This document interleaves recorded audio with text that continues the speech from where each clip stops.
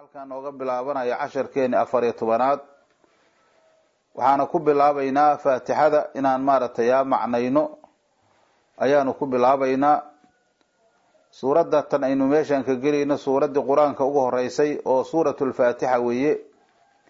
horaan soo sheegnay inta kelimoy tahay casharkeena hore 25 kelimay ahayd xuruufteeduna waxay ahaaday 113 xarafay ahaaday wixii markaasi fadaaisheedana waxbaanu ka soo qaadanay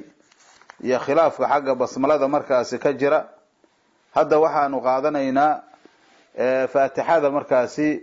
tafsiirkeeda ayaanu qaadanaynaa suuradan hadda marka waa suurad makiya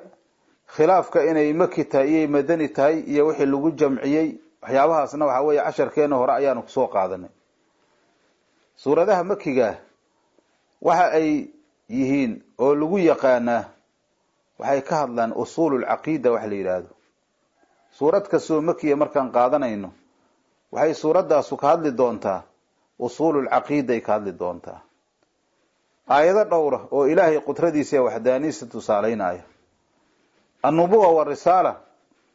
bacsiga iyo qiyaamada iyo ahwaalaheedii ayaa looga warrami doonaa bismillaahir rahmaanir rahiim alhamdu mahad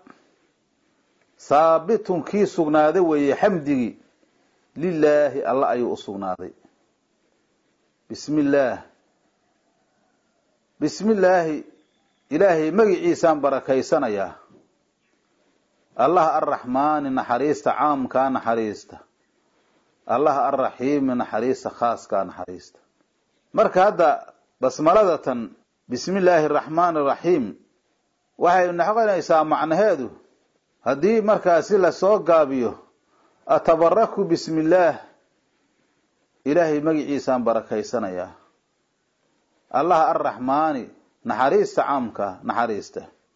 allah arraxiimi naxariista khaaska naxariista raxmaanidu waa naxariista caamka oo gaal iyo muslim adduunyada ay ku haystaan ablaq min arraxiim yaa la yiraahdaa raxiimina waxa weeye naxariista khaaska oo dadka muuminiinta maalinta qiyaamo khaaska ku ah weeye oon cid la wadaagsanaynin ay tilmaamaysaa bismillaahi biismil macbuudi bil haqqi la bil baadil arrahmaani almuammimi rahmatahu ala almuslimiina wa ala alkufaari almukhassisi rahmatahu fil aakhirati ala almuslimiina duuna alkufaari waay aw ka wada markaas waxay noqonaysaa bismillaahi biismil macbuudi Allah xaq lagu caabudo magaciisa ayaan ku bilaabanayaa bil haqq xaq lagu caabudo Allah bil baadil beenan lagu caabudo ilaahay xaq lagu caabudo baadil lagu ma caabudo wixii ilaahay qeyrkiisa baadil ayaa lagu caabudaa oo cibaadama aysan mutaysanin arrahmaani almuammimi rahmatahu fi dunya ilaahay subhanahu wa ta'ala naxariisiisa ku caam yeelay adduunyada ala almuslimiina wa ala alkufaari muslimiinta iyo kufaarta arrahiimi almukhassisi rahmatahu في الآخرة على المسلمين دون الكفار إلهي سبحانه وتعالى نحريسيسة كخاص يلكو قوني يلي مسلمين مالين تقيامه قالدنا أيسان كجرين وقال إلهي سبحانه وتعالى مالين تقيامه إلهي أقول نحريسان مايو مركا سيدا سوي الحمد مهد ثابت كي سقناده وي حمده لله إلهي أسقناده وجملة خبرية أولو لقصدايو الصناع على الله إلهي سبحانه وتعالى إن لفان ليه سيدا مركاسي أي كينيسو إلهي سبحانه وتعالى مالك لجميع الحمد إلهي إنو يهي حمد لما أنتي سمتك ملكية أسكيه حمد قاس خلقك كإيمانايا أما متيستي حمد لما أنتيسه الله أو كم متيستي خلائق ذا inay alla ku xamdiyaan subhanahu wa ta'ala lillahi da suuxaway waa calam ala al-ma'buud alayhi bihaqin allah xaq lagu caabudayo calam isin oo calama weeye allah wax la dhaho oo markaasi ilaahay qeyrkiisa marnaba lama sheegin mana soo aroorin marka waa calam weeye markaas oo waxa la yiraahdaa ahraful ma'arif la yiraahdaa allah lafdigaas lafdul jalaalaha weeye alhamdulillah marka waa jumladaas khabariye ah oo marka waxa laga wadaa waxay ka kooban tahay mubtada iyo khabar. jumla khabariya markii lafdan weeye markaas, inshaa'iya macnan weeye markaas. maxaa yeelay waxa daliil ah waxaa loola qasdayaa sana ayaa loola qasdayaa, waa shay inshaa'u sanaa'i weeye. marka xamdigaanu ilaahay subxaanahu wa tacaala uu leeyahay alxamdu lilah, 5 suuradood ayaa markaasaa xamdigan ilaahay subxaanahu wa tacaala uu ku bilaabay. suuratu alfaatixa, suuratu alancaam ayaanu ku tegi doonaa insha allahu tacaala. waxaa kaloo xamdi lagu bilaabay suuratu lkahfi ayaa lagu bilaabay, suuratu saba ayaa lagu bilaabay, suuratu faadir ayaa lagu bilaabay. xamdigaas marka waxaa la yidhaahdaa xamdu qadiim. xamdigu waa 4 qaybood. xamdigaas waxaa la yidhahdaa xamdu qadiim liqadiima la yidhaha. xamdi qadiima, ilaahay kalaamkiisu qadiim waaye, ilaahay oo qadiima ayuu usugnaaday, waxaa la yidhaha markaasi xamdu qadiim liqadiima la dhahaa. waa markii ilaahay subxaanahu wa tacaala asagu naftiisa uu ku xamdiyo, xamdigaas waxaa la yidhaahdaa xamdu qadiim liqadiim ayaa la dhahaa. waxaa jira xamdi la yidhaahdo xamdu qadiim lixaadis, xamdi qadiima oo markaasi xaadis makhluuq u sugnaaday. ilaahay markuu rasuulkiisa leeyahay wa innaka la calaa khuluqin cadiimin, nebi maxamedow dabeecad wanaagsan ayaad ku sugan taho ilaahay rasuulkiisa akhlaaq wanaagsan uu ku sifaynaayo. xamdigaas waxaa weeye ilaan sana weeye markaasi, asanaa'u bilisaani cala aljamiil weeye markaas. waxaa weeye faallo oo lisaanka wax laga faaleeyo, wanaag wax lagu faaleeyaa la yidhahdaa xagga luqada. marka rasuulka calayhi salaatu salaam markii ilaahay uu leeyahay wa innaka la calaa khuluqin cadiimin, waa xamdi qadiim oo ilaahay oo qadiima ayaa waxuu faalaynayaa oo wanaag uu ku faalaynayaa rasuulkiisa oo markaasi xawaadista kamid ahoo makhluuqa. waxaa la yidhaha xamdigaas oo kale xamdu qadiim lixaadisa la yidhaha. markii masalan hadda musanif oo kitaab bilaabayo, waxaad aragteenoo basmalada bacdigeeda kitaab kasta alxamdu lilah ayaa lagu bilaabayaa. xamdigaas isagana waxaa la yidhahdaa xamdu xaadis liqadiim ayaa la dhahaa. xamdi oo ka imaanaya makhluuq ka imaanaya oo ilaahay oo qadiima u sugnaado weeye, xamdu xaadis liqadiima la yidhaha. dadku ayagu makhluuqa dhexdooda markay isfaalaynayaan oo waa mahadsan tahay iyo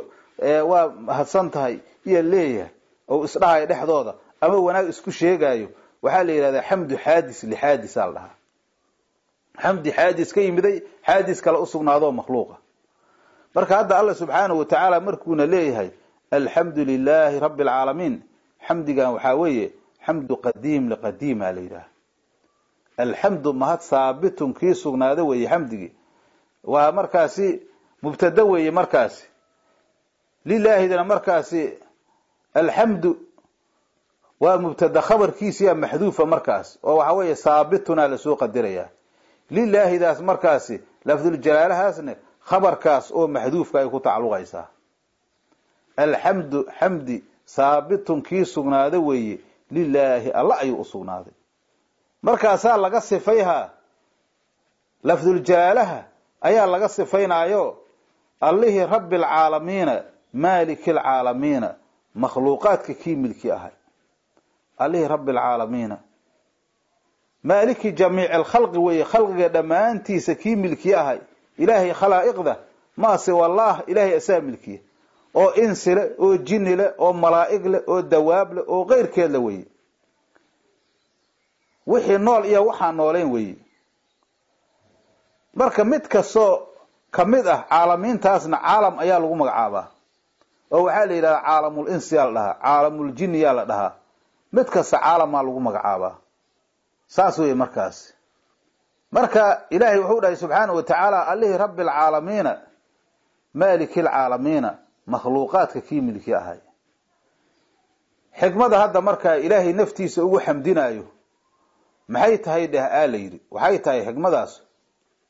khalaa'iqda ilaahay makhluuqi uu abuuray, hadday tahay malaa'igta, rususha, ambiyada, bani aadanka intiisa kalantood, waxay ka caajiseen amay awood aysan u lahaynin xamdiga xaqiiqiga ah oo ilaahay subxaanahu wa tacaala uu leeyahay inay ku xamdiyaan. walidaa markaasi xamida rabb nafsahu, ilaahay markaasuu naftiisa ku xamdiya asagu. laakiin allah subxaanahu wa tacaala xamdiga asaga oo isku xamdinaayo waa xamdi oo markaasi naftiisa laa'iq ah weeye. makhluuqaadkuna inay alla ugaga daydaan oy dariiqaas raacaan ayaa markaasay halkaas ayaa loogu jidaynayaa. waxaa ilaahay u jidaynayaa ayaguna inay alla ugaga daydaan, maxaa yeele ayagu lama imaa karaan xamdiga xaqiiqiga ah oo ilaahay iska leeyahay inay ku xamdiyaan ma awoodaan. maxaa yeele alla subxaanahu wa tacaala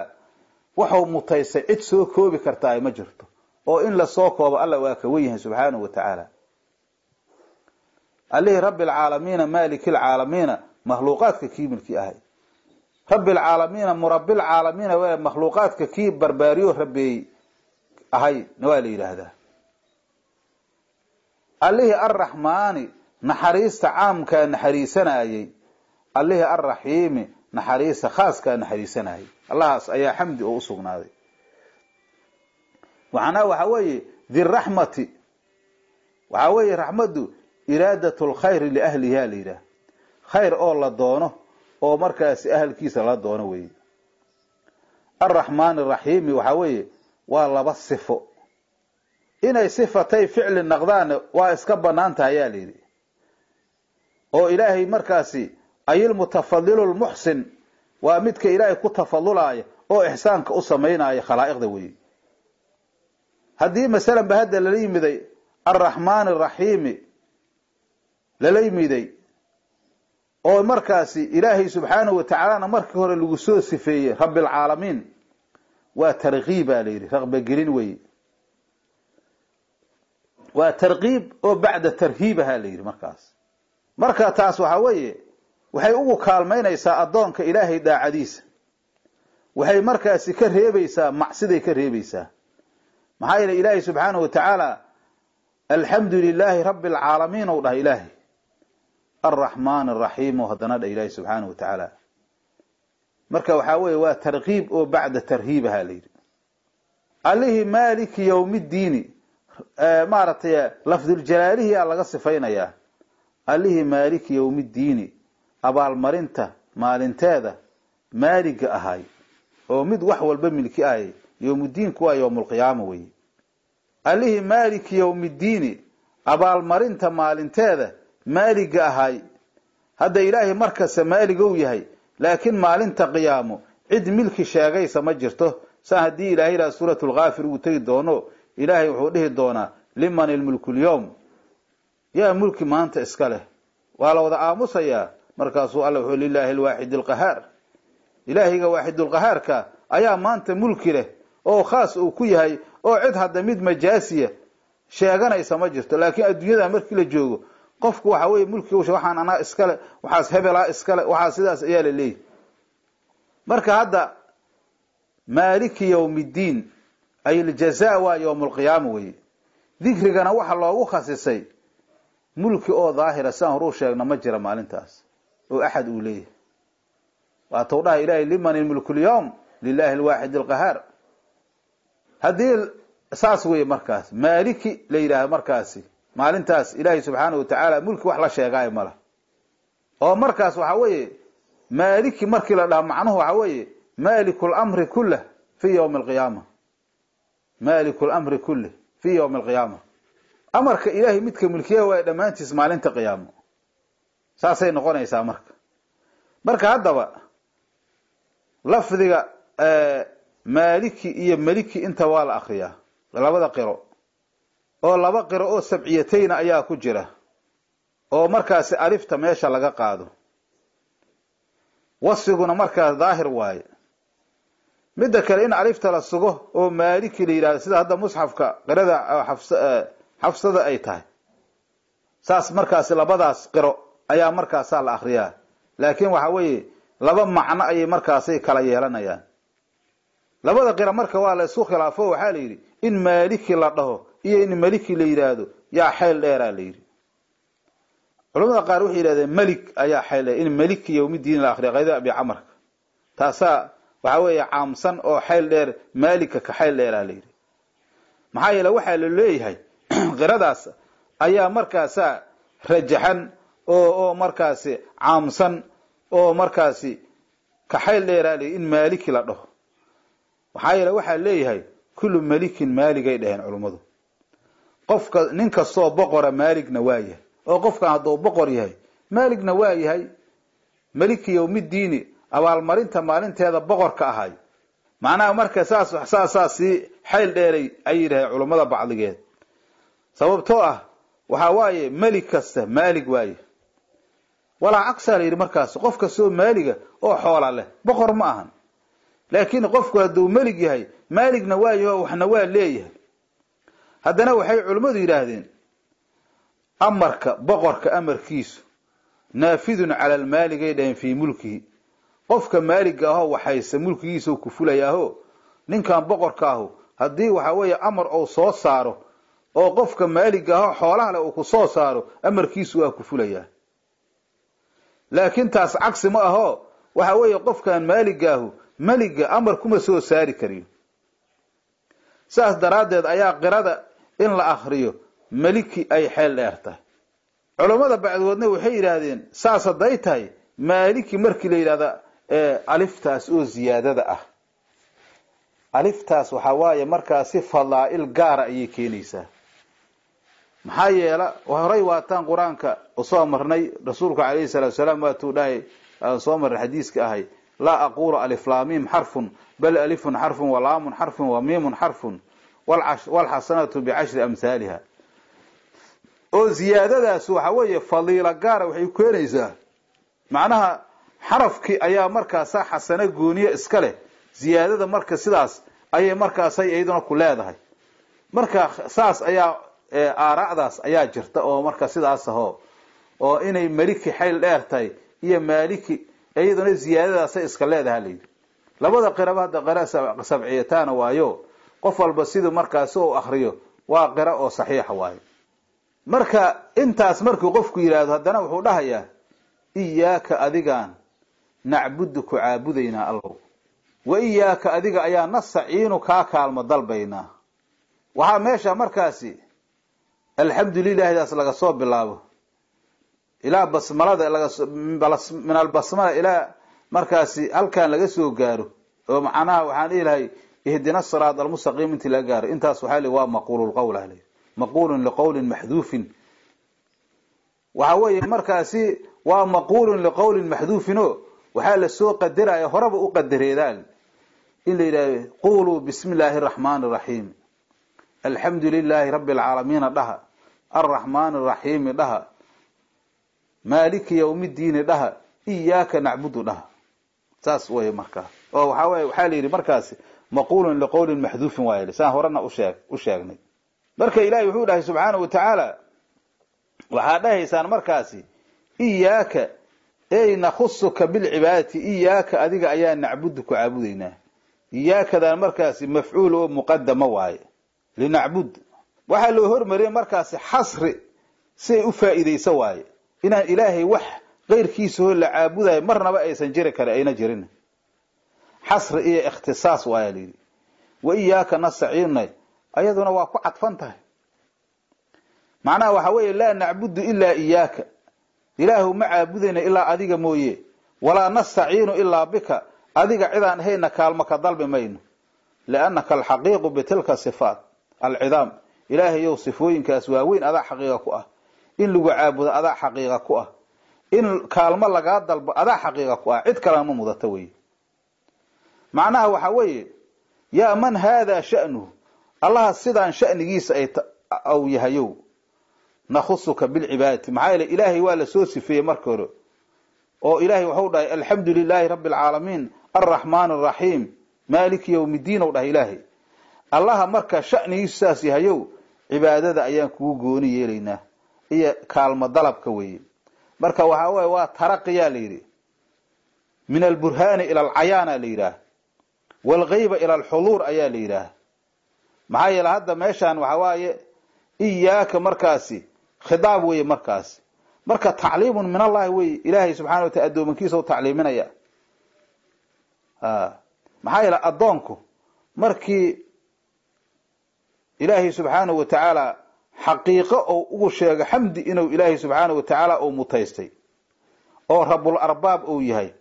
qalbi xaadirana markaasi waxa weeye isagoo la imaanayo qalbigiisu xaadir sidaas ilaahay u sifeeyo addoonku markaas naftiisa wuxuu ka helayaa muxarrig dhaqaajiya in ilaahay rabbiga sidaas inuu qaabilo oo si kaamila uu ku qaabilo oo u weyneeyo marka sida qalbigiisa markaasi iyo lisaankiisa uu ugu dureeriyo sifaadkaas ilaahay qalbiga iyo lisaanka hadduu iswaafajiyo oo lisaanka uu ka sheego qalbigana waxa weeye uu uga ka dureersho waxa weeye markaasi muxarrigaas ayaa xoogaysanaya oo insaanka dhaqaajinaya wuxuuna markaasi ku dhaqaajinaya in markaasi waxa weeye ilaahay subxaanahu wa tacaala wax walba oo alla uu ka dalba inuu helo markaasa ka bacdi ilaahay wuxuu leeyahay ihdina as-siraat al-mustaqim saas dhahdane saasa markaasa imaahaysa marka alla subxaanahu wa tacaala in la faaleeyo oo sifaadkiisa la ogaado ka bacdi qofku waxa weeye muxarrig ayuu yeelana wax dhaqaajiye in ilaahay wax walba oo markaas oo ka rabo inuu ka dalmo waxay kamid tahay markaasi maqaamul ihsaanka kamid tahay oo rasuulka kaleey salaam uu dhahay al ihsaanu an ta'budallaha ka'annaka taraahu fa in lakum takun taraahu fa innahu yaraka saas weeye markaas marka ilaahay wuxuu yiri subhanahu wa ta'ala dhaha iyyaka adiga ayaa nacbudu ku aabudeena waana la tacliiminaya wa iyyaka adiga la ghayraka way xasriya meeshaas ku jira ayaa nasaciinu ka kaalmo dalbayna ka bacdi qofku markaas uu leeyahay intaas macnaha ilaahay waa soo faaleeyay haddana Allah subhanahu wa ta'ala munaajaadkiisa oo galayo ilaahay ayuu cibaadada ku khasisay iyo dalabka markaas waxa Allah uu ka rabo ka bacdi markaas uu duceysanay ducadu markaas ay mustajaabo ay tahay markaas wuxuu leeyahay ihdina nahanuni qulu dhahdiya markaas la socda ihdina nahanuni as-siraada dariiqa ama wadada nagu hanuuni al-mustaqim oo toosan ilaahu dariiqa toosan nagu hanuuni dariiqaas ilaahu nagu hanuuni siraada al-mustaqim ihdina nahanuni oo hadii mesela qofku hanuunsan yahay xataa waxa weeye zidna hidayatan hidayah noo siyaadi oo waadimna calayha nadaa'imi hidayadana waxa lagu idlaaqa dalala wa tabyin ayaa lagu idlaaqa saas weeye markaas wa lam yahsul wusuluna layri sida mesela wa amma samud fahadaynahum macnaha waxa weeye markii luqada macnaha reer samud fahadaynahum taas waxa waaye bayana lahum dariiqan cadayna weeye labadana waa lagu idlaaqa macal wusula layri lil khayr laakiin hadda midaan labadaas laga wadaa ihdina nahanuni as-siraada dariiqa nagu hanuuni al-mustaqim oo toosan siraadka xagga asalka waxa la yiraahdaa ad-dariiqul hisiy wadada caadiga ah oo la qaadayo laakiin meeshan waxa loo jeedaa diinta islaamka weeye isticaara tasriixiya oo asliya ayaa ku jirta markaa maxay leeyihiin diinta islaamka waxa lagu shabahay dariiq oo hisiya wajhul jam'una waxa weeye mid walba waxa weeye maqsuudka lagu gaara oo diinta islaamka qofka qaata maqsuudki oo ilaahay ridihiisa ee jannadiisa inuu ku gaaro uu ku gaaraya dariiqan caadiga ah meeshii markaas la rabay oo loo socdo ayaa lagu gaaraya waxa la isticaaraystay ismul mushabbahu bihi ayaa mushabbih loo isticaaraystay ee loo caariyeystay marka hadda aslu dariiq bisaad la akhriyo macnaha waxaan ilaahay saad siraadana waa bisina waa la akhriyaa waxa akhriyo markaas qumbul oo hadda siraada ladaas laftigeeda bisina waa la akhriyaa laakiin hadda qirooyinka hadda mashhuurka wax lagu akhriyo ma ihdina nahanuni as-siraada dariiqa nagu hanuuni al-mustaqim oo toosan nagu hanuuni waa laga bedelaa markaas dariiqaas muxuu yahay ilaahay si cadeynaya siraada alladina kuwi dariiqooda ama jidkooda nagu hanuuni an'amta aadu nicmaysa calayhim korkooda siraada alladina kuwi dariiqooda nagu hanuuni an'amta aadu nicmaysay calayhim korkooda hidaayada aad siisay qayril maghdubi calayhim kasi bedel markaas kuwi loo carooday dariiqoodi kuwi loo carooday qayrkooda way kuwi loo carooday qayrkooda oo aan loo caroonin dariiqoodi nagu hanuuni ama sifayso aad tiraay siraada alladina kuwi dariiqoodi nagu hanuuni an'amta aadu nicmaysay calayhim korkooda kuwaasoo qayril maghdubi calayhim korkooda kuwa loo carooday qayrkooda oo loo caroonin kuwa loo carooday yahuud waa sida nabiga kaleey salaam xadiis oo ku fasiray maqluubu calayhim alyahuud oo dhaar rasuulku maxaa yeelay ayagoo shareecadii yaqaana ay taxriifiyeen walallaalina wala qayrallaalina kuwa baadiyooba qayrkood ah oo baadiyoobin laaliintu iyaguna nasaara waayo wallaalina an-nasaara oo dhaar rasuulku kaleey salaam laaliintuna nasaara waayo maxaa yeelay si jahliya oo macnaha waxba ay haysaan aysan jirin ayay isaga cibaadeystaano nimankan hadda maaragtay masiixiyiinta ama kirishtanka ah waxba ay gacan ku hayaan ma jirto wax asara oo diin hoy hayaan ma jirtee wax ayagu iska samaysteen oo beenbeena ay markaas iskaga cibaado ka dhigayaan oo waxba ka jirin markaas waa nasaaro maxaa yeelay ilaahay wuxuu dhahay wa adallu kaseeran wa dallu an sawa'i sabil wa tawda ilaahi waa ku tagi doonaa hadii alla yiraahdo siraadal ladina kuwa jidkoodii nugu hanuuni ancamta aadu nicmaysa hada kuwa ilaahay u nimeeyay suratu nisa fa ulaa'ika ladina an'ama Allahu alayhim minan nabiyyin was-siddiqin wash-shuhada'i was-salihin wa hasuna ulaa'ika rafiqan kuwa ilaahay yiri waay kuwa saa laga wadaa fa ulaa'ika ma'a ladina an'ama Allahu alayhim minan nabiyyin was-siddiqin wash-shuhada'i was-salihin way alma qaarayda anbiyada khaasatan loo jeedaa qaar waxay muraadku waxa way asxaabu Muusa wa Ciisa laga wadaa qabla taxriif wa nasx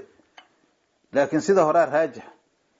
ghayril maghdubi alayhim kuwa loo carooda qayrkood ahay oo loo caroonin wala laalina wala ghayral laalina kuwa baadiyoobay qayrkood ah laalintu markaasi waxa way maghlubu alayhim yahuud way laalintuna nasaarada way marka hadda waxa way markii faatixada la akhriyo waxa la yiraahdaa aamiin ayaa la dhahaa